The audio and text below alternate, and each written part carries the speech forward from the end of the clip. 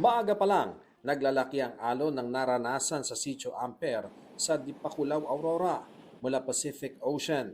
Sumampa na sa National Road ang tubig na may kasama pang bato. Sarado na po itong Sitio Ampere, itong National Road dahil nga po napakalalakas ng mga alon dito kahit po yung mga bato ay tinatangay dito sa kanilang National Highway. Kaya po isolated na ngayon yung papunta ng bayan ng Kasigura dahil ito lamang po ang tanging daan papunta doon. Ang mga taga-Philippine Coast Guard ang naglikas sa mga residente. Sa Sabang Beach sa Baler, malalaki rin ang alon na humahampas sa seawall. Yan o, Jay, ang laki o yung kasunod. Ako! Ang laki! Dambuhala ang mga alon sa dagat sa Baler. Kuha ito pasado tanghali kanina. Sa Sitio Cemento sa Barangay Zabali, isang lalaki ang nasaktan nang mahulog mula sa itinataling bubong. Natali ako ng bubong, nadulas, basa na yung bubong. Nagpatupad ng forced evacuation sa kasagsagan ng paglaki ng alon sa coastal areas. Nagbahay-bahay na ang mga pulis. Ay para po safety daw po ng mga tao.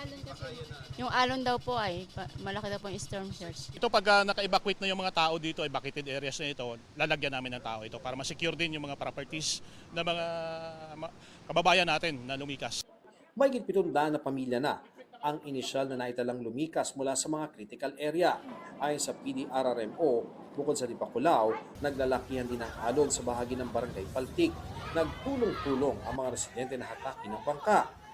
Ang pinangambahan ngayong gabi, magsabay ang storm surge, high tide at malakas na ulan.